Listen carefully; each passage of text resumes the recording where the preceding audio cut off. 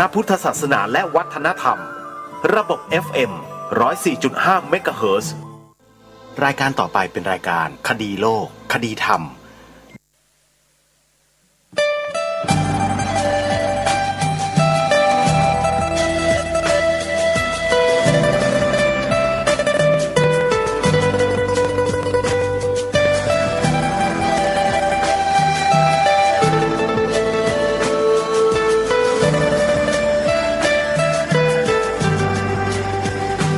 กล้าคิดก็ต้องกล้า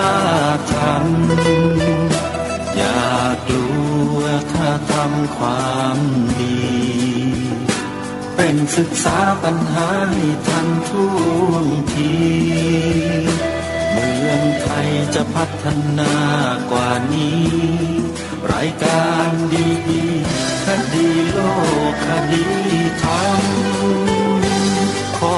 รำพันบรรยายความคิดเครื่องหมายแห่งสีทั้งสามงามถนัดขาวคือบริสุทธิ์สีสวัสดิ์หมายพระไตรรัตน์และธรรมะคุ้มจิตไทยแดงคือโลหิตเราใสซึ่งยอมสละได้เพื่อรักษาชาติศาสนาน้ำเงิน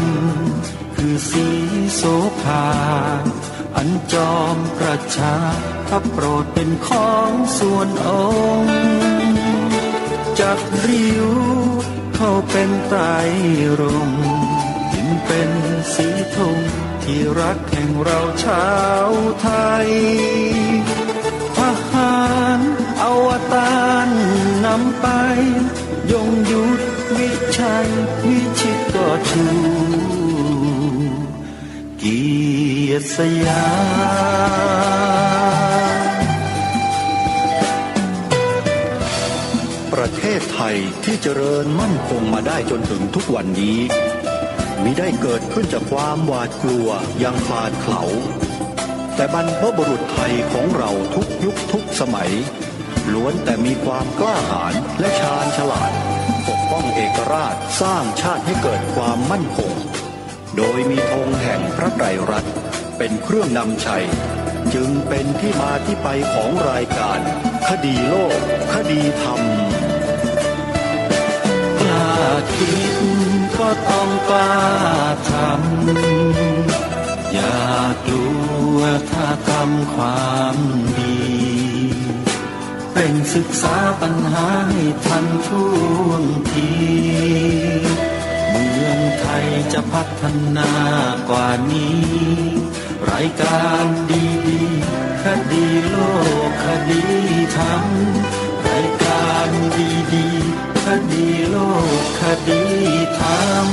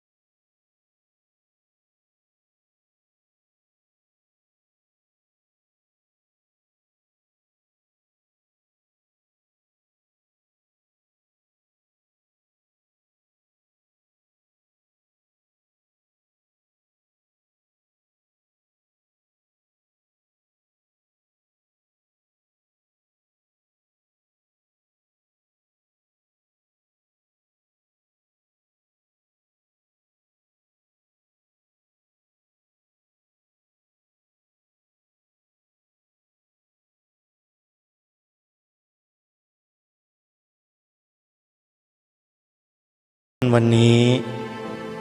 วันแรม1 ค่ำเดือนอ้ายวันนี้ตรงกับวันจันทร์ที่20 ธันวาคมพระพุทธศักราช 2564 รายการคดีโลกคดีธรรมมาพบกับท่านผู้ฟังเป็นปกติ ทุกวันจันทร์ถึงวันศุกร์และวันเสาร์อาทิตย์ทางสถานีวิทยุแห่งนี้ท่านผู้ฟังสามารถดาวน์โหลดแอปพลิเคชันสมาพันธ์สื่อวิทยุพระพุทธศาสนาอาเซียนเพื่อติดตามรับฟังรายการต่างๆที่เป็นประโยชน์แก่ชีวิตของพวกเราและพี่น้องญาติมิตรสหายของเราได้ตลอด24ชั่วโมงใครบอกให้ผู้อื่นดาวน์โหลดต่อผู้นั้นได้บุญแอปพลิเคชันนั้นมีชื่อว่าสมาพันธ์สื่อวิทยุพระพุทธศาสนาอาเซียนเหลือเวลาอีกเพียงไม่กี่วันก็จะถึงวันสำคัญของประเทศของชาติบ้านเมืองอีกวันหนึ่งซึ่งมีระบุไว้ในปฏิทินของพวกเราทุกท่านทุกคนแต่ถ้าปฏิทินฉบับไหนของบริษัทไหนห้างร้านไหนโรงงานไหนไม่ได้ระบุชื่อวันสำคัญนี้ไว้ในปฏิทินแปลว่าห้างร้านนั้นบริษัทนั้นโรงงานนั้นเป็นบริษัทห้างร้านโรงงานที่ไม่มีความจงรักภักดีอันนี้ขอฟันธงเลยไม่ควรค่าแก่ที่คนไทยเราจะให้ความไว้วางใจนี่คือสิ่งที่เราจะต้องใช้มาตรการทางสังคมในการตรวจสอบในการจัดการสังคมของเราอีกทางหนึ่งด้วยรายการคดีโลกคดีธรรมจะให้ความสำคัญกับเรื่องพวกนี้เยอะเรื่องลายลักษณ์อักษรเรื่องตัวหนังสือที่มีปรากฏเป็นเอกลักษณ์สัญลักษณ์ของประเทศชาติบ้านเมืองเนี่ยสำคัญมากหลายคนบอกว่าไม่เห็นสำคัญเลยจะต้องไปใส่ใจทำไมแน่ใจหรือแล้วเวลามีการจัดการเรื่องกฎหมายเรื่องตัวบทกฎหมายที่เกี่ยวข้องกับชีวิตของท่านน่ะครอบครัวของท่านน่ะท่านไปเขียนไปทำเพื่ออะไรล่ะจริงไหมไปทำบัตรประชาชนทำไมไปมีสำเนาทะเบียนบ้านทำไมแต่งงานมีใบสมรสทำไมมีที่ดินต้องออกโฉนดเพื่อแสดงความเป็นเจ้าของทำไมนี่คือสิ่งที่แสดงถึงความเป็นเจ้าของเป็นเอกลักษณ์อัตลักษณ์เฉพาะตนที่ทุกคนปฏิเสธไม่ได้เลยประเทศชาติบ้านเมืองไทยเราก็เหมือนกันมีสัญลักษณ์มีเอกลักษณ์มีอัตลักษณ์เป็นของตนเองและคนทั่วโลกรู้จักคนทั่วโลกเขามองมาที่ประเทศไทยเขาจะต้องนึกถึงทันทีว่าเป็นประเทศที่นับถือศาสนาพุทธนี่คือสิ่งสำคัญนะฮะทำไมเขาถึงมองอย่างนั้นชาวต่างประเทศเพราะอะไรก็เพราะเรามีอัตลักษณ์มีเอกลักษณ์มีวัฒนธรรมจารีตประเพณีวิถีชีวิตที่บ่งบอกถึงความเป็นชาวพุทธของประชาชนในประเทศเด่นชัดเวลาชาวต่างประเทศก็จะมาเที่ยวเมืองไทยเนี่ยเขาไปเที่ยวดูอะไรเขาจะไปกันที่ไหนเป็นหลักแน่นอนชาวต่างประเทศมาเที่ยวเขามาเที่ยวในเชิงวัฒนธรรมเขาเห็นคนไทยเห็นประเทศไทยเราเนี่ยมีวัฒนธรรมจารีตประเพณีที่งดงามมีโบราณวัตถุมีวัดวาอารามมีพระราชวังที่สวยงามที่สุดในโลกแห่งหนึ่ง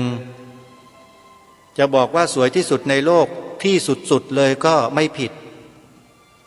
เพราะคนทั่วโลกมาเที่ยววัดในพระพุทธศาสนาของประเทศไทยเราเนี่ยมากเป็นอันดับหนึ่งของโลกวัดซึ่งเป็นสัญลักษณ์เอกลักษณ์อัตลักษณ์ของประเทศไทยคือพระบวรพุทธศาสนานั้นสร้างรายได้ให้กับประเทศชาติบ้านเมืองเราเป็นกอบเป็นกำเลี้ยงดูประเทศชาติบ้านเมืองมาโดยตลอด ด้วยรายได้จากการท่องเที่ยวการท่องเที่ยวเชิงวัฒนธรรมคงไม่มีชาวต่างประเทศที่ไหนหน้ามืดตามัวมาเที่ยวดูศาสนสถานของศาสนาอื่นหรอกในประเทศไทยอาตมาภาพก็ยังไม่เคยเห็นเหมือนกันมีแต่เขามาเที่ยวดูวัดพระแก้ววัดพระเชตุพนหรือวัดโพวัดอรุณราชวรารามหรือวัดแจ้งแล้วก็วัดวาอารามอื่นๆที่สวยสดงดงามพร้อมทั้งคนไทยที่นับถือศาสนาพุทธที่มีน้ำจิตน้ำใจดีงดงามเอื้ออารีคอยช่วยเหลือคอยแนะนำชาวต่างประเทศมีน้ำก็ให้ดื่มมีข้าวก็ให้กินถ้าตกทุกข์ได้ยากมานี่คือลักษณะนิสัยของคนไทยที่มีพระพุทธศาสนาเป็นบาดฐานรองรับจึงดึงดูดชาวต่างประเทศให้นำเงินเข้าประเทศไทยเป็นกอบเป็นกำจำนวนมากมายมหาศาลเพราะฉะนั้นอัตลักษณ์สัญลักษณ์ตัวอักษรหนังสืออะไรต่างๆที่บ่งบอกถึงความเป็นตัวตนของเราเนี่ยจึงมีความสำคัญมากถ้าใครบอกว่าไม่สำคัญแล้วก็คอยแต่ปฏิเสธคอยแต่ต่อต้านคอยแต่คัดค้านอยู่คนพวกนั้นแหละเป็นตัวทำลายชาติบ้านเมืองโดยแท้เช่นการบัญญัติให้ศาสนาพุทธเป็นศาสนาประจำชาติไทยไว้ในกฎหมายรัฐธรรมนูญมาตรา2ให้สมฐานะของความเป็นสถาบันของชาติเนี่ยอันนี้มีความเหมาะสมถูกต้องโดยประการทั้งปวงแล้วคนที่ออกมาต่อต้านคัดค้านไม่เห็นด้วยหัวชนฝาคืออะไรท่านผู้ฟังลองคิดดูให้ดีๆนะข้อนี้อาตมาภาพไม่ได้กล่าวหานะให้พวกเราพิจารณาดูให้ดีในกฎหมายรัฐธรรมนูญในหมวดทั่วไปเนี่ยเขียนไว้ระบุไว้บัญญัติไว้ถึงสถาบันชาติกับสถาบันพระมหากษัตริย์ชัดเจนมากชัดเจนแต่ไม่มีสถาบันพระพุทธศาสนาบัญญัติเอาไว้แล้วท่านคิดว่ามันคืออะไรล่ะมันคืออะไรความเผลอเรอความบกพร่องอะไรต่างๆอย่างนั้นหรือไม่ใช่เท่าที่อาตมาภาพฟังผู้รู้เขาบอกว่ามันเป็นความเจตนาของคนบางกลุ่มบางพวกที่ไม่ต้องการให้ประเทศไทยมีพระพุทธศาสนาเป็นศาสนาประจำชาติเพื่อหวังผลในอนาคตสมัย2475ก็คือปัจจุบันเนี้ยนี่แหละคืออนาคตของ2475การที่เขาพยายามสกัดกั้นไม่ให้เขียนไม่ให้บัญญัติไว้ในรัฐธรรมนูญว่าประเทศไทยมีพระพุทธศาสนาเป็นศาสนาประจำชาติเนี่ยก็เขาหวังผลในปัจจุบันที่กำลังทำกันอยู่นี่แหละถ้าอยากรู้ว่าเขาทำอะไรในปัจจุบันอยากรู้ไหมขยันเปิด YouTube ดูหน่อยนะโยมพระคุณเจ้าที่เคารพช่วยกันดูช่วยกันศึกษาดูนะเดี๋ยวจะแนะนำให้ว่า YouTube ชื่ออะไรมีปากกาเตรียมปากกาไว้มีดินสอเตรียมดินสอไว้กระดาษเขียนให้ชัดเจนแล้วไปดูใน YouTube ไล่ดูไปเรื่อยๆตั้งแต่ต้นเลยนะเขาจะค่อยๆไล่ให้เห็นภาพชัดเจนค่อยๆปรากฏค่อยๆเห็นค่อยๆจนกระทั่งท่านจะรู้ทันทีแล้วว่าอ๋อที่บ้านเมืองไทยเราเป็นแบบนี้ก็เพราะเหตุอย่างนี้นี่เองท่านจะรู้เลยพร้อมที่จะจดไหมชื่อคลิปวิดีโอใน YouTube นะพิมพ์อักษรภาษาไทยเราเนี่ย4 ตัวมีอะไรบ้างออ่างปอปลาพอพานสอเสืออาตมาว่าคนไทยเราก็ไม่กล้าดูอีกขนาดบอกให้ชัดๆอย่างนี้ยังไม่กล้าดูกันอีกแล้วอย่างนี้มันจะไปรักษาปกป้องชาติบ้านเมืองปกป้องสถาบันศาสนาพระพุทธศาสนาจะปกป้องสถาบันพระมหากษัตริย์ได้ยังไงแค่ให้ศึกษาข้อมูลแค่นี้ก็ไม่กล้าดูไม่กล้าเปิดกันแล้ว จริงไหมขาดความกล้าหาญเด็ดเดี่ยวกันเหลือเกินพวกเราเนี่ยไม่มีความกล้าอยู่ในหัวใจเสียเลยทั้งสิ่งที่เราทำนี้ไม่ได้มีความผิดเป็นความสมควรเหมาะสมที่เราจะศึกษาเรียนรู้ไปกับผู้ที่เขารู้ที่เขาคอยบอกพวกเราว่ามันเกิดอะไรขึ้นกับชาติบ้านเมืองไทยของเรามาตั้งแต่เมื่อไหร่อย่างไรการที่ไม่บัญญัติให้ศาสนาพุทธเป็นศาสนาประจำชาติไว้ในกฎหมายรัฐธรรมนูญเนี่ยตั้งแต่เริ่มต้นมาตั้งแต่มีการเปลี่ยนแปลงการปกครองปี2475เป็นต้นมาเนี่ยมีใครอยู่เบื้องหลังของการเปลี่ยนแปลงการปกครองแล้วไม่ให้มีการบัญญัติรับรองพระพุทธศาสนาว่าเป็นศาสนาประจำชาติไว้ใครพวกท่านจะรู้กันเองในคลิปเหล่านี้ถึงบอกให้ไปดูกันถ้าไม่เชื่อผู้ดำเนินรายการคนนี้ก็ไม่เป็นไรแต่ขอให้ท่านไปดูไปฟังคนที่เขารู้นู่นแล้วท่านจะเข้าใจเองฝากไว้ด้วยนะอักษร4 ตัวจดไว้นะออ่างปอปลาพอพานสอเสือ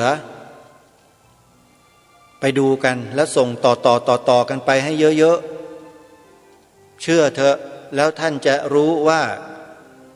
เราเนี่ยสามารถช่วยให้ชาติบ้านเมืองเรารอดพ้นปลอดภัยจากอริราชศัตรูที่แฝงตัวเข้ามาปลอมตัวเข้ามาปะปนเป็นคนไทยอยู่กับเราได้แต่ที่ผ่านมาเนี่ยเราจับเขาไม่ได้มองเขาไม่ออกไม่รู้เรื่องแต่มีคนเขารู้เขาจึงมาเปิดเผยมาบอกพวกเราเมื่อเขาออกมาบอกพวกเราขนาดนี้แล้วเรายังเฉยๆไม่อยากจะดูไม่กล้าจะดูกันอีกเวรกรรมของประเทศไทยเหลือเกินที่มีคนไทยขี้ขลาดตาขาวกันถึงขนาดนี้จริงไม่จริงล่ะบรรพบุรุษไทยเราไม่เคยสอนให้พวกเราขี้ขลาดตาขาวนะท่านแสดงให้เราดูให้เราเห็นมาโดยตลอดว่ามีความกล้าหาญเด็ดเดี่ยวในการปกป้องชาติบ้านเมืองไว้อย่างไรปกป้องพระบวรพุทธศาสนาไว้อย่างไรท่านแสดงให้เราเห็นเป็นประวัติศาสตร์อันยาวนานมาโดยตลอดถ้าหากว่าลูกหลานไทยในยุคปัจจุบันนี้มันขี้ขลาดตาขาวเห็นแก่ตัวกันแล้วก็ตายจากชาตินี้บรรพบุรุษคงจะเล่นงานหนักแน่ๆเลยดวงวิญญาณคงไม่มีความสุขหรอกโดนลงโทษวันยังค่ำคนที่ตายไปแล้วดวงวิญญาณถูกจองจำถูกลงโทษถูกเฆี่ยนตีเนี่ยมันทรมานแค่ไหนลองคิดดูใครอยากจะเจอแบบนั้นบ้างล่ะก็เห็นแก่ตัวกันไปไม่ว่านะตายจากชาตินี้ไปแล้วก็ไปรับใช้กันก็แล้วกันแต่สำหรับพวกเราท่านทั้งหลายคงไม่ยอมที่จะเห็นแก่ตัวไม่ใช่กลัวนะไม่กลัวไม่เคยกลัวถ้าจะเห็นแก่ตัวก็คือต้องเห็นแก่ชาติบ้านเมืองนั่นแหละนั่นคือตัวของพวกเราชาติพระพุทธศาสนาพระมหากษัตริย์คือตัวตนของพวกเราเราต้องเห็นแก่สิ่งนี้อันนี้ไม่ผิดเพราะเป็นประโยชน์ส่วนรวมของชาติบ้านเมืองถ้าหากว่าเราคนไทยทั้งหลายทั้งปวงทุกท่านทุกคนนะมีหัวใจที่เป็นหนึ่งเดียวกันในบางประเด็นและเป็นประเด็นที่คนไทยทุกคนปฏิเสธไม่ได้เลยเนี่ยถ้าหากว่าเป็นไปได้เนี่ยจะเป็นประโยชน์อย่างมากอย่างที่รายการคดีโลกคดีธรรมได้แนะนำได้เสนอแนวทางให้พวกเราได้กระทำกัน3 ข้อนั่นแหละถ้าทำกันได้3 ข้อนี้เป็นอาจินเป็นปกติปลูกฝังกันทุกวี่ทุกวันมีโอกาสก็ปลูกฝังกันตลอดเรื่องของการกล่าวการพูดถ้อยคำที่เป็นความจริงของชาติบ้านเมืองว่าพระพุทธศาสนาเป็นศาสนาประจำชาติไทยของเราและบทพระราชนิพนธ์ความหมายธงไตรรงค์ที่คนไทยเราทุกคนจะท่องจำต้องท่องจำให้ได้ขอร่ำรำพันบรรยายความคิดเครื่องหมาย แห่งสีทั้งสามงามถนัดขาวคือบริสุทธิ์สีสวัสดิ์หมายพระไตรรัตน์และธรรมะคุ้มจิตไทยแดงคือโลหิตเราไซร้ซึ่งยอมสละได้เพื่อรักษาชาติศาสนาน้ำเงินคือสีโสภาอันจอมประชาทะโปรดเป็นของส่วนองค์จัดริ้วเข้าเป็นไตรรงค์จึงเป็นสีธงที่รักแห่งเราชาวไทยทหารอวตารนำไปยงยุทธวิชัยวิชิตก็ชูเกียรติสยามทหารสามเหล่าทัพอาตมาภาพท้าทายทหารทั้งสามเหล่าทัพไม่ว่าจะเป็นพลทหารทหารชั้นประทวนทหารสัญญาบัตรทั้งหมดทั้งสิ้นแม่ทัพนายกองเนี่ยท้าว่าพวกท่านเนี่ยท่องจำบทพระราชนิพนธ์ความหมายธงไตรรงค์ซึ่งเป็นธงชาติของพวกท่านของชาติบ้านเมืองท่านไม่ได้จำนวนมากเลยแหละเชื่อไหมฮะท่องไม่ได้หรอกเพราะมันไม่มีในหลักสูตรของจปรก็ไม่มีหรือมีก็ไม่ทราบแต่อาตมาภาพไม่เคยได้ยินนายร้อยระดับผู้หมวดที่เป็นผู้ฝึกเอามาสอนทหารใหม่ไม่มีเลยและในร้อยฝึกเองวินัยตำราวินัยทหารที่ทหารใหม่เข้าไปฝึกใหม่ๆเนี่ยที่จะต้องท่องประมาณ100 กว่าข้อก็ไม่มีสิ่งนี้เลยเพราะฉะนั้นอาตมาภาพกล้าท้าทหารสามเหล่าทัพทุกหน่วยทุกกรมกองว่าท่องไม่ได้ถ้าระดับทหารซึ่งเป็นผู้ปกป้องชาติบ้านเมืองท่องสิ่งนี้ของชาติบ้านเมืองไม่ได้หมายความว่าอย่างไรประเทศนี้เกิดอะไรขึ้นจะเรียกว่าอะไรก็แล้วแต่ท่านแต่สำหรับอาตมาภาพแล้วบอกได้เลยว่าท่องจำกันไม่ได้เรื่องของชาติบ้านเมืองตัวเองแท้ๆอย่าว่าแต่ท่องจำได้เลยฮะแค่ให้พูดว่าสีขาวในธงชาติหมายถึงพระพุทธศาสนาเท่านั้นทหารกล้าที่บอกว่ากล้าทั้งหลายในประเทศนี้ก็ยังไม่กล้าพูดคำนี้กันเลยเชื่อไหมใครมีญาติเป็นทหารถามดูได้เดี๋ยวจะหาว่ารายการคดีโลกคดีธรรมโมเวลาลูกหลานท่านกลับไปบ้านไปเยี่ยมบ้านกัน10 วันนั่นทหารใหม่ฝึกเสร็จแล้วนะถามดูมีไหมในกองทัพเขาสอนว่าให้พูดสีขาวในธงชาติหมายถึงพระพุทธศาสนาเท่านั้น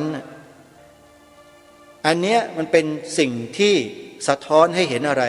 สะท้อนให้เห็นถึงความจงรักภักดีของทหารในปัจจุบันว่าจงรักภักดีจริงหรือเปล่าทำไมถึงกล้าพูดอย่างนี้ก็เพราะเคยผ่านมาแล้วไงแล้วก็ไม่เคยมีเลยสิ่งนี้ไม่เคยปรากฏในหน่วยทหารใดๆทั้งนั้น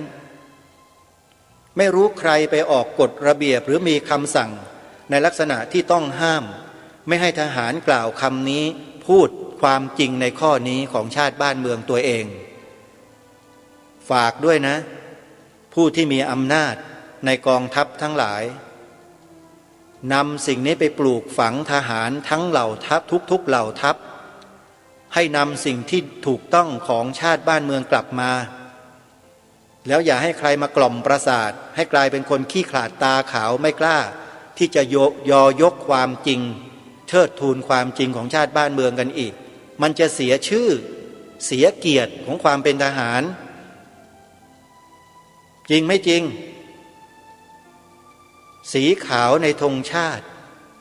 หมายถึงศาสนาพุทธเท่านั้นชาติศาสนาพระมหากษัตริย์ที่เขียนเป็นคำขวัญอยู่หน้าค่ายทหารกันทุกคนทุกแห่งเนี่ยเคยตีความกันให้ถูกต้องบ้างไหมอาตมาว่าไม่เคยไม่เคยสอนทหารกันเลยที่ไม่เคยสอนก็เพราะว่าผู้บังคับบัญชาเองก็ไม่รู้ก็ไม่ทำเป็นแบบอย่างเป็นตัวอย่างที่ดีจึงทำให้ฝ่ายศัตรูของชาติบ้านเมืองเนี่ยอาศัยช่องว่างตรงเนี้ยอาศัยช่องโหว่ตรงเนี้ยเข้าไปแทรกซึมเบียดเสียดเอกลักษณ์อัตลักษณ์ของชาติบ้านเมืองเพื่อจะเข้าไปนั่งอยู่ตรงนั้น เพื่อจะขอมีส่วนมีเอี่ยวในความเป็นเจ้าของประเทศนี้ในฐานะศาสนาด้วย นี่คือความจริงนะฮะมีหลักฐานยืนยันชัดเจนมีหน่วยงานของรัฐจัดพิมพ์หนังสือเล่มหนึ่งออกมาเผยแพร่ใจความสั้นๆในนั้นบิดเบือนบทพระราชนิพนธ์ความหมายธงไตรรงค์ชัดเจนตามที่รายการคดีโลกคดีธรรมนำเสนอมาโดยตลอดและนั่นแหละคือที่มาของรายการคดีโลกคดีธรรมที่ต้องมาพูดแบบนี้ไม่เช่นนั้นจะไม่พูดหรอกไม่มาปลุกจิตสำนึกในข้อนี้กันหรอกมันเสียเวลาไปศึกษาเรียนรู้เอาธรรมะมาเผยแพร่เหมือนกับครูบาอาจารย์อื่นๆซะยังดีกว่าแล้วอาตมาภาพก็พูดได้ดีกว่าครูบาอาจารย์หลายๆคนด้วยถ้าจะพูดธรรมะเนี่ยแต่ทีนี้เป็นห่วงชาติบ้านเมืองในกรณีดังกล่าวนี้มากก็เลยต้องมาปลุกให้ทุกคนทุกหน่วยทุกเหล่าทัพทุกกรมกองทั้งหลายทั้งปวงเนี่ยให้มีสำนึกในข้อนี้กันเป็นเบื้องต้นก่อนถ้ามันยังทำกันตรงนี้ไม่ได้เนี่ยก็ไม่ต้องไปพูดถึงเรื่องอื่นมันก็ทำอะไรไม่ได้แน่เพราะถูกครอบงำหมดแล้วก็ขยับไม่ได้พอจะอ้าปากพูดว่าสีขาวในธงชาติไทยหมายถึงพระพุทธศาสนาเท่านั้นก็อ้าปากไม่ขึ้นถูกครอบงำหมดอะไรครอบงำความขี้ขลาดตาขาวครอบงำจริงไม่จริงล่ะที่พูดเนี่ยลองดูนะใครที่มีญาติเป็นทหารชั้นประทวนชั้นสัญญาบัตรเป็นนายพันเป็นนายพลลองถามดูลูกๆหลานๆท่านที่กลับมาน่ะพ่อแม่ผู้ปกครองทั้งหลายถามดูที่ว่าสีขาวในธงชาติหมายถึงศาสนาอะไรถามลูกท่านดูที่เป็นทหารน่ะแล้วท่านจะรู้เลยว่าประเทศนี้เกิดอะไรขึ้นเขาเหล่านั้นจะตอบว่าอย่างไรคำตอบนั้นแหละเป็นตัวชี้วัดว่าเกิดอะไรกับประเทศนี้ถึงบอกให้พวกเราไปดูคลิปวิดีโอของคนที่เขารู้ที่มาที่ไปเหตุการณ์บ้านเมืองของเราเนี่ยเขาบอกพวกเราว่ามันเกิดอะไรขึ้นให้ไปดูกันเราก็ไม่กล้าดูกันอีกพอดูไปได้หน่อยนึงก็ปิดไม่กล้าดูเชื่อไหมเพราะคนเหล่านี้เขาพูดความจริงพูดตรงๆเขาไม่กลัวแต่พวกเราน่ะกลัวกันเองนี่ไงความเสื่อมมันเกิดขึ้นกับชาติบ้านเมืองก็เพราะพวกเรามันเป็นอย่างเนี้ยขี้ขลาดตาขาวกันไม่เข้าท่าพูดชัดดีนะวันนี้ชัดเจนนะฮะเปิดดูนะอักษรภาษาไทยพยัญชนะไทย4ตัวเนี่ยแล้วท่านเข้าไปดูใน YouTube ได้เลยออ่างปอปลาพอพานสอเสือรับรองไม่ผิดหวังท่านจะเจออะไรที่อย่างท่านไม่เคยได้ยินได้ฟังมาก่อนท่านจะรู้ในสิ่งที่ท่านไม่เคยรู้มาก่อนว่ามันเป็นไปได้ยังไงมันเกิดขึ้นมาตั้งแต่เมื่อไหร่ทำไมไม่บอกกันบ้างบางคนจะคิดอย่างนี้เลยนะทำไมไม่บอกมาตั้งนานแล้วอ่ะบอกมาตั้งนานแล้วไม่สนใจกันเองแต่มันยังไม่สายนะไม่มีคำว่าสายนะญาติโยมท่านผู้ฟังฮะไม่มีอะไรสายสำหรับการที่เราจะกลับมาเป็นลูกหลานไทยที่มีจิตสำนึกไม่ไร้สำนึกเหมือนอย่างที่ผ่านมาหรือเหมือนกับใครคนอื่นกลับมาเถอะท่านมายืนอยู่จุดนี้ถ้าท่านไม่มายืนจุดนี้ท่านจะเดินก้าวไปข้างหน้าไม่ได้เพราะจะถูกสกัดหมดฝ่ายศัตรูเนี่ยมันฉลาดมากใช้กลเกมทางการเมืองบ้างใช้กลเกมทางอำนาจบ้างมาจัดการสกัดกั้นพวกเราไม่ให้กระทำสิ่งที่ถูกต้องของชาติบ้านเมืองอันนี้ได้สำเร็จมาช่วงหนึ่งการบัญญัติรับรองศาสนาพุทธเป็นศาสนาประจำชาติและรัฐธรรมนูญจึงเกิดไม่ได้ไงนั่นเขาทำสำเร็จเพราะพวกเราขี้ขลาดตาขาวกันเองไม่กล้าที่จะเผชิญความจริงไม่กล้าหยิบยกเอาความจริงเข้ามาเปิดเผยเข้ามาต่อสู้เงียบงำกันหมดเลยตั้งแต่ข้างบนยันข้างล่างต่อไปนี้ให้เลือกเอาจะตกเป็นเมืองขึ้นเขาหรือจะเป็นขี้ข้าเป็นทาสเขาหรือจะเป็นไทยต่อไปก็อยู่ที่พวกเราทุกคนทำในสิ่งที่รายการคดีโลกคดีธรรมแนะนำนี่แหละ3 ข้อเป็นเบื้องต้นนั่นแหละคือการก้าวที่1 ก้าวไปด้วยกันก้าวอย่างถูกต้อง แล้วก้าวต่อไปจะไม่มีผิดเลย ฝากไว้นะฮะเอาละท่านสาธุชนพูดมาเยอะเดี๋ยวฟังท่านพระอาจารย์มหาสมบรรยายให้พวกเราได้ฟังกันต่อเนื่องจากเมื่อวานไปติดตามรับฟังพร้อมๆกันได้นะบัดนี้ดังนั้นการปฏิบัติแบบพระสารีบุตรนี่จึงเป็นการปฏิบัติแบบยากบรรลุก็ช้าทันทาปฏิปทาทันทาพิญญาปฏิบัติก็ช้าบรรลุก็ช้าโมคคัลลานะนี่โง่กว่านะครับท่านบรรลุก่อน1 เท่าตัวปุ่นเป็นนางทาเจนเถินอยู่พระสารีบุตร7 วันนะครับบรรลุหลังโมคคัลลานะนี่ต่อให้1 เท่าตัวนะขนาดโง่กว่านะเพราะมันใช้คนหนึ่งใช้อภิญญาเป็นบาตรคนหนึ่งใช้วิปัสสนาเป็นบาตรแต่ว่าพอบรรลุช้าแล้วมันคุ้มเอาวกมาตรงยมกปฏิหารพอพารัตวาชะถูกให้เกียรติท่านก็เลยสะกิดหัวแม่เท้านิดเดียวครับปิ้วไม่ต้องใช้สลิงเหมือนจันเจ้าหรอกว่าบาทลงมาสง่างามมากท่าเหาะนี่งามมากเศรษฐีก็สาธุสาธุเห็นแล้วเห็นคนเหาะแล้วคนที่เห็นเนี่ยมันก็ดีใจเดี๋ยวก็ล่ำลือกันไปใหญ่ทั้งหมู่บ้านเนี่ยคนไม่เห็นนี่สิมันเสียเปรียบปะเนี่ยทุกพวกนี้ออกมาก่อม็อบแล้วทีนี้ไม่ยอมต้องดูไม่ยอมต้องดูไม่ยอมต้องดูเดินตามทางมาหุยเลยหุยไม่ยอมต้องดูไม่ยอมต้องดูต้องดูให้ได้ต้องดูให้ได้มาถึงหน้าวัดแต่พระพุทธเจ้าก็บอกอานนท์เสียงใครข้างนอกเหมือนพวกชาวประมงหาปลานั่นนะอานนท์ก็ออกไปดูชาวบ้านจะมาดูพระเหาะพระเจ้าค่ะเอาใครไปเหาะทำอะไรที่ไหนอานนท์ก็เลยแจ้งให้ทราบว่าเมื่อเช้านี่พระรัตวาชะไปเหาะเอาบาตรเศรษฐีพระโมคคัลลานะพุทธเจ้าเลยว่าคัมมอนมานี่ทั้งสองกันมานี่เรียกเข้ามาพุทธเจ้าเปรียบเทียบการเหาะนี่ครับนี่เหาะในกรณีนี้เหมือนกับเป็นสิ่งที่น่าเกลียดเหมือนกับสตรีไปเปิดของลับให้เขาดูสิครับ ดูสิครับพระพุทธเจ้าเปรียบเทียบหนักขนาดนั้นครับไปเอาบาตรมาทำลายเดี๋ยวนี้แล้วแสดงอาบัติจึงจะตกเห็นไหมครับนี่กรณีที่พระอรหันต์ต้องอาบัติโดยไม่ได้ตั้งใจเห็นไหมครับกรณีนี้ชัดเจนดังนั้นแม้กระทั่งเรื่องอย่างนี้พุทธเจ้ายังไม่อนุญาตมีอยู่ครั้งหนึ่งโมคคัลลานะนี่จะอาสาไปเหาะไปหาผลไม้ที่อุตรกุรุทวีปมาเลี้ยงเพื่อนภิกษุด้วยกันเพราะว่าสงสารปีนั้นพระพุทธเจ้าพาภิกษุสงฆ์500 รูปไปจำพรรษาที่เมืองเวลัญชาก็ได้วิบากกรรมอีกแหละพระพุทธเจ้านี่เป็นวิบากกรรมพระพุทธเจ้านะครับเนี่ย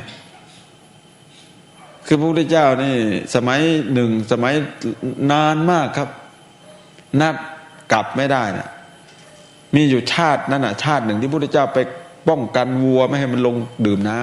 ำนี่ต้องมาใช้ชาตินี้นะครับตอนเป็นพระพุทธเจ้าแล้วยังไม่หมดนะกรรมมันมีหลายประเภทนะครับกรรมส่วนตัวกรรมสังคมเอาย่อๆกรรมส่วนตัวนี่พระองค์หมดแล้วแต่กรรมระดับสังคมไม่พ้นครับไม่มีใครหนีพ้นกรรมระดับสังคมไม่มีใครหนีพ้นครับต่อให้คนนั้นเป็นพุทธเจ้าแล้วก็หนีไม่พ้นคือบุคคลที่เป็นเจ้ากรรมนายเวรนี่มันไม่รู้ด้วยนะมันไม่ยอมรับรู้นะมึงจะไปอยู่ไหนนี่กูจะตามล้างตามล่ามึงอะขนาดพุทธเจ้าอยู่ดีๆนี่นางสามาวดียังจ้างคนมาด่ายังไงก็ไม่เหลือนะครับ10 ประการอโกสวัตถุ10 ประการอานนท์นี่เป็นโสดาบันยังไม่หมดนะครับความโกรธละได้เพียงสักกายทิฏฐิวิจิกิจฉาศิลปัตตปรมาสก็โกรธไปเมืองอื่นเดี๋ยวพระเจ้าค่ะเมืองนี้มันด่าเก่งเหลือเกินพระพุทธเจ้าจะไปไหนเราอานนท์ไปเมืองอื่นถ้าเกิดไปเมืองอื่นเขาด่าอีกจะไปไหนไปเมืองอื่นอีกอานนท์ก็ไปเรื่อยของแกพระพุทธเจ้าอานนท์ปัญหามันเกิดขึ้นที่นี่ก็ดับที่นี่แหละมันด่าไม่เกิน7 วันดอกเดี๋ยวมันก็เลิกไปเองพระพุทธเจ้าว่าอย่างนั้นนี่ลักษณะนี้เรากรรมระดับสังคมดังนั้นหนีไม่พ้นครับกรรมระดับสังคมที่หนีพ้นคือกรรมส่วนตัวโมคคัลลานะที่ถูกทุบก็เหมือนกันอันนั้นกรรมระดับสังคมนี้ไม่พ้นครับ มันเจ้ากรรมนายเวรนี่มันรุนแรงมากทีนี้ความเห็นหรือว่าวิธีประพฤติปฏิบัติต่างๆนี่จึงมากมายเท่าที่เราเห็นในปัจจุบันมาลุมมาตุ้มนะครับวัดแต่ละวัดบางทีก็ช่วงชิงศาสนิกหายุทธวิธีแปลกๆมาเอาแต่ก่อนก็มีวัดไหนไม่รู้สมัยท่านรัฐมนตรีสากกระเบือนะชื่ออะไรไม่รู้อะไรนะครับชาวรินทร์ครับชาวรินทร์แกไปเอาเจ้าอาวาสไหนไม่รู้มาสอบสวนกรณีที่ไปปั้นพุทธรูปไปท่าพิลึกนะคือทำให้มันแปลกๆอย่างนี้นะแล้วก็จะหวังจะเรียกคนเขาไปเที่ยวอัด GDP ว่างั้นเถอะนี่เราเล็งตัวเงินเล็งเม็ดเงินกันมากในปัจจุบันเนี่ยผมเนี่ยวัตถุจะครอบงำความอาธรรมอาละวาดหนังระบาดบุกปล้นกระดาษจะฆ่าคนให้ปี้ป่นทั่วทั้งเมืองหินเหลืองก็จะมีค่าปลาก็จะหลงน้ำยุคคนแก่จะแพ้ความงามหลงในรถกรรมคุณยุคบุญจะกลายเป็นหัวยุคคนรวยมีเงินถังจะถูกครอบด้วยสตังค์ยุคฝรั่งจะครอบครองอันนี้ถ้าเราไม่ซื่อสัตย์ต่อพระพุทธเจ้าเราก็ทำได้ทุกเรื่องครับเรื่องบางอย่างเนี่ยเราก็บางรูปก็รู้นะทั้งสังเกตดูบางรูปนี่รู้ทันท่านยิ้มไม่พูดนะรู้ทันแต่ว่ายังทำแบบคือหาทางออกไม่ได้ทำทั้งที่รู้นี่ครับบาปหนักเหมือนกันนะครับเขาปรงอาบัติตรงนี้นะครับพูดเรื่องส่วนตัวนิดหนึ่งเมื่อเดือนตุลาคมที่ผ่านมาเนี่ยประมาณช่วงกลางเดือนประมาณตั้งแต่วันที่5ต้นเดือนเนี่ยมาจนถึงวันที่10 11 12 13 14 15มันก็เกิดอาการอันหนึ่งก็คือเรานั่งหลับทีไรก็มันจะเห็นหวยเนี่ยครับบอกกันตรงๆอย่างนี้เห็นหวยวันที่16นั้นเดินบิณฑบาตเห็นโยมขายหวย2 คนไม่ใช่แต่คันปากอย่างเดียวครับจนเนื้อเต้นครับจนเนื้อเต้นมันอยากบอกผมคำนวณตั้งหลายวัน 4-5 วันผมเอาโทรศัพท์มากดดูมาคูณดูเพราะว่าเลขพันตั้งเอาเลข500คูณข้างไหนมันก็ออกมา500,000ทุกครั้งมันท้าทายมากครับคูณวันไหนก็ออกมา500,000วันนั้นก็มาใช้เครื่องคิดเลขในคอมพิวเตอร์อีกคูณก็ยังออกมา500,000เหมือนเดิมกลัวโทรศัพท์มันหลอก500,000เนี่ยมันจะเอาบ่เนี่ยมันจะคุ้มไหมเนาะนี่เขาก็คิดเนาะถ้าเกิดว่าลูกศิษย์ลูกหาเพื่อนสาธมิกครูบาอาจารย์รู้จักว่าเราเล่นหวยเนี่ยคงอยู่เมืองไทยไม่ได้ผมคิดอย่างนั้นนะอายพระพุทธเจ้าก็อายแล้วทีนี้ญาติโยมรู้ว่าเราถูกเขาก็จะแห่กันมาอีกแถวนี้คงไม่มีที่จอดรถไอ้นั้นไม่สำคัญเท่ากับบอกงวดต่อไปมันไม่ถูกเนี่ยเขาก็จะด่าพ่อกับแม่เราคือมันอ่านขาดอ่านแบบขาดนะอ่านขาดทั้งหมดเลยครับคือผมก็เลยถ้าเกิดลูกศิษย์อยู่กรุงเทพเขารู้ว่าเราถูกหวย500,000เขาคงไม่มาทอดกฐินหรือมาทอดก็คงจะไม่ได้ตามเป้าคิดอย่างนั้นนะไม่ใช่คิดเรื่องเงินหรอกแต่ปัจจุบันสังคมมันเป็นอย่างนั้นผมก็เลยเก็บงำได้พอหลังจากประมาณเละหวยมันออกไปแล้วเนี่ยเขาว่าสบายใจครับสบายใจก็เบาตัวเบาตนไปนั่นก็ถือว่าเราชนะมาได้อีกครั้งหนึ่งในจำนวนหลายๆครั้งนะครับคือนักบวชเราเนี่ยถ้าเกิน10 พรรษาขึ้นมาเนี่ยส่วนมากก็จะพบจะเห็นพวกนี้ครับช่วงไหนที่เราทำงานเหนื่อยๆมากๆเนี่ยมันจะเกิดมันจะมาหลอกเราไม่ใช่ช่วงสมาธิสูงนะช่วงจิตตกครับไอ้ของพวกเนี้ยบางลูกเข้าใจผิดโยมนี่ยิ่งเข้าใจผิดหนักเวลามาถามเราเวลามาถามหวยเราบอกว่าเราไม่เห็นหวยไม่ฝันแสดงว่าอาจารย์ไม่ได้นั่งสมาธิเนี่ยว่าไปนู่นอีกเก่งกว่าเราอีก หาว่าเราไม่นั่งสมาธิไอ้นั่งสมาธินั่นแหละมันไม่เห็นพวกอย่างเงี้ยไอ้คนที่เห็นน่ะคือเอาแต่นอนอย่างเดียวอันนั้นยิ่งเห็นบ่อยหรือถ้านั่งสมาธิก็ช่วงที่ท่านเหน็ดเหนื่อยมากถูกอะไรมาลุมมาตุ้มการงานปริโภทเยอะแยะมากมายนั่นแหละมันมาแล้วถ้าเราไม่เล่นกับมันอย่างเงี้ย3-4 ปีข้างหน้าท่านไม่ต้องไปถามหรอกครับไม่มาใกล้หรอกไม่ใช่ว่าจะเห็นทุกงวดนะ แต่ถ้าเราก้าวพลาดไปเนี่ยแล้วเราไปซื้อเนี่ยครับมาเรื่อยแล้วก็จะสักพักหนึ่งเราก็จะเสื่อมในที่สุดก็เอื่อมถูกโยมถามบ้างตอบเขาไม่ได้แล้วก็บอกเขาไม่ถูกบ้างตนเองก็จะมีอะไรต่ออะไรเข้ามาเยอะแยะมาที่สุดก็สึกไปนี่คือความพ่ายแพ้ไม่น่าพ่ายแพ้เลข9นี่ตั้งจึ๊กเลยเลข9นี่ไม่ลีลาหรอกเลข8 2ตัวข้างหลังนี่ลีลามากไอ้3อาราบิกนี่เหาะมาแล้วก็เหมือนภาพกราฟิกในโทรทัศน์นะครับมันลอยมาแล้วก็มาตั้งไอ้เลข3อาราบิกอีกตัวหนึ่งก็ลอยมาแล้วก็มาตั้งแต่ว่าหันหน้าเข้าหากันเลข3อาราบิกหันหน้าเข้าหากันเป็นเลขอะไรครับเลข8ครับไอ้คู่หลังนี่ก็มาแบบเดียวกันอีกเกี่ยวกันมาอยู่อย่างนี้ตั้ง5 วันเต็มๆครับอันที่ผมนับรวมๆนี่คือ10 วันที่เห็นรวมๆเนี่ยคือเรานั่งลงหลับที่ไรก็เห็นหลับที่ไรก็เห็นนี่ช่วงอย่างนี้เป็นช่วงที่อ่อนแอเป็นช่วงที่ย่ำแย่มากแต่ก็ผ่านมาได้อีกโยมบางคนยังลูกศิษย์บางคนยังโทรมาฉลาดเองนะว่าอาจารย์ทำไมไม่โทรมาบอกลูกศิษย์ไกลๆอาจารย์ไม่บอกใกล้ๆก็บอกใกล้ๆอ้าวอีกแล้วถ้าเขาถูกเขาไม่ไปไหนหรอกเขาจะไปสร้างโบสถ์สร้างวิหารให้อาจารย์โอ้ยลูกสูตรเดิมๆไอ้ลูกสูตรเดิมๆเอาโบสถ์วิหารเป็นตัวประกันเนี่ยอันนี้เราไม่ได้อำอยู่แล้วเราก็ผ่านมาได้อันนี้ปรงอาบัติแล้วนะครับผมเล่าให้ฟังทุกวันนี้เราก็อยู่สบายไม่ได้เห็นเดือดร้อนอะไรบิณฑบาตก็ได้เข้าชั้นทีนี้ก็มาพูดเรื่องว่าการปฏิบัติของเราบ้างก็ได้ปูพรมเรื่องโน้นเรื่องนี้พอสร้างศรัทธานะครับเล่าให้ท่านเห็นในความจำเป็นแม้กระทั่งขั้นเข้าห้องประชุมนะครับระวังนะครับท่านสร้างโอกาสไว้แล้วก็มาถึงความเห็นความคิดความอ่านเกี่ยวกับแนวของพระสัมมาสัมพุทธเจ้าที่ก็มาลงสู่การปฏิบัติกันแม้กระทั่งป้ายที่ผมว่านี่แหละข้างบนเนี่ยปฏิบัติวิปัสสนากรรมฐานก็ยังมีบางท่านแต่ทำไมถึงสอนเป็นสมถะนี่ระดับพระผู้ใหญ่นะครับติงมาคือมีบางส่วนเขาติงบางจังหวัดที่นิมนต์ผมไปก็เลยบอกว่าการสอนแบบนี้มันไม่เป็นวิปัสสนามันเป็นสมถะผมว่าโอ้โหนี่แสดงว่าแยกได้ชัดเจนขนาดนี้มันน่าบรรลุนะพูดถึงนะ ปรากฏว่าเขาก็กรอกแบบสอบถามไม่ใช่ถามเฉพาะในกลุ่มนะครับถามถึงกลุ่มอื่นๆอีกในจังหวัดนี้มี4 กลุ่มพระจังหวัดนี้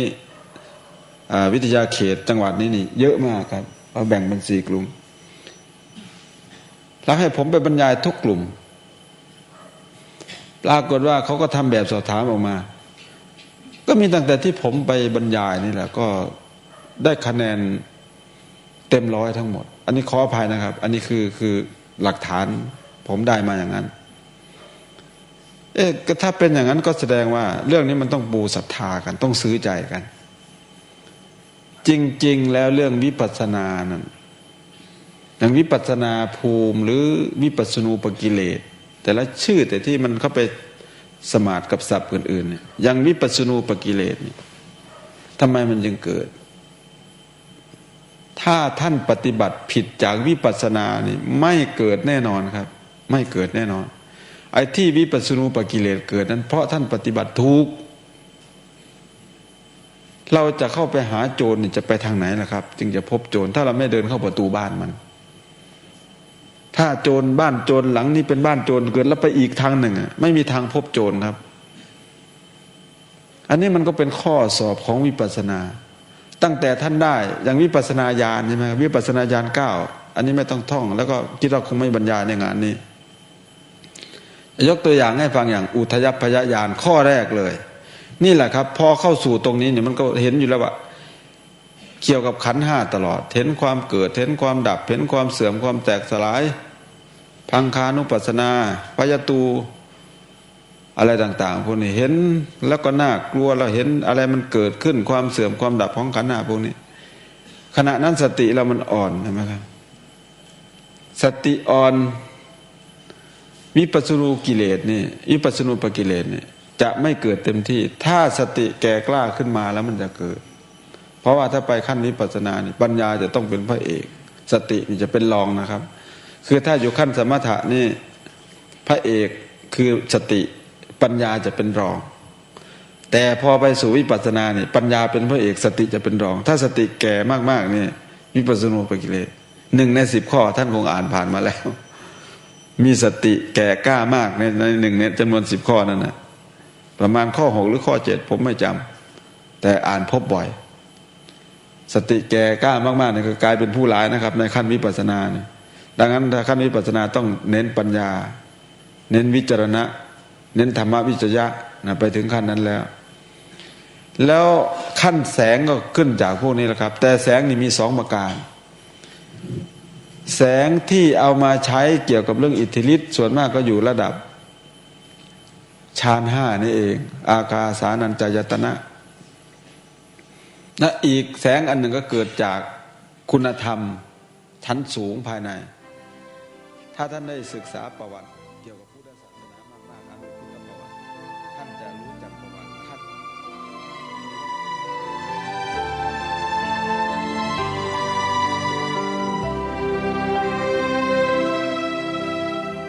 ท่านสาธุชนผู้ฟังทุกท่านเสียดายเวลาของรายการหมดลงเสียก่อนท่านพระอาจารย์มหาสมกำลังพูดถึงเรื่องสิ่งสำคัญที่ชาวพุทธเราไม่ค่อยจะทราบไม่ค่อยจะรู้กันคือเรื่องของการปฏิบัติธรรมแล้วเกิดสภาวะต่างๆขึ้นในจิตอันนี้เป็นเรื่องที่นักปฏิบัติธรรมหลายต่อหลายคนพลาดโอกาสอันดียิ่งพลาดโอกาสอันดียิ่งอย่างไรนั้นเดี๋ยวคิดว่าในวันต่อไปพระอาจารย์มหาสมก็คงจะอธิบายให้ฟังนะโยมนะเดี๋ยวเรามาติดตามรับฟังกันในวันต่อไปแต่ที่แน่ๆก็คือว่าเรื่องของพระพุทธศาสนานั้นก็คือเป็นเรื่องของประเทศชาติบ้านเมืองเรื่องของประเทศชาติบ้านเมืองไทยของเรานั้นก็คือเรื่องของพระพุทธศาสนาถ้าประเทศเราศาสนาพุทธยังคงอยู่มั่นคงอยู่เจริญอยู่ความมั่นคงของประเทศก็ยังคงมั่นคงอยู่ตราบนั้นถ้าวันใดตราบใดที่ศาสนาพุทธพังคลืนลงมาศรัทธาของประชาชนเริ่มหดหายไปหมดไปนั่นแหละคือการล้มคลืนของประเทศชาติบ้านเมืองของเราวัดวาอารามพระพุทธรูปต่างๆก็จะถูกทำลายเหมือนในคลิปที่ส่งต่อกันไปนั่นแหละมันจะทำลายหมดเลยไม่มีอะไรเหลือให้เห็นซากเหมือนดังในประเทศอื่นๆที่เคยเกิดมาแล้วนักต่อนักนี่คือสิ่งที่ทางรายการย้ำมาโดยตลอดว่าถ้าเราไม่ต้องการให้สิ่งเหล่านั้นเกิดเราต้องก้าวเดินไปด้วยกันให้ถูกต้องตั้งแต่ก้าวแรกด้วยการทำ3 ข้อที่ทางรายการเสนอในรายการเรื่อยมาฝากไว้นะฮะถ้าใครยังไม่เข้าใจ3 ข้อนี้เดี๋ยวจะอธิบายให้ฟังในโอกาสต่อไปวันนี้เวลาของรายการหมดอาตมาภาพต้องขอสมมุติยุติรายการไว้แต่เพียงเท่านี้ก่อนไว้พบกันใหม่ในวันต่อไปขอความสุขสวัสดีในธรรมแห่งองค์สมเด็จพระบรมศาสดาสัมมาสัมพุทธเจ้าจงปรากฏเกิดมีขึ้นในจิตใจของท่านผู้ฟังทุกท่านทุกคนเทินขอเจริญพรกล้าคิดก็ต้องกล้าทำอย่ากลัวถ้าทำความดีเป็นศึกษาปัญหาให้ทันท่วงทีเมืองไทยจะพัฒนากว่านี้รายการดีคดีโลกคดีธรรมขอรำพันบรรยายความคิดเครื่องหมายแห่งสีทั้ง3งามถนัดขาวคือบริสุทธิ์สีสวัสดิ์หมายพระไตรรัตน์และธรรมะคุ้มจิตไทยแดงคือโลหิตเราใสซึ่งยอมสละได้เพื่อรักษาชาติศาสนา น้ำเงิน คือสีโสภา อันจอมประชาถ้าโปรดเป็นของส่วนองค์ จากริ้วเข้าเป็นไตรรงค์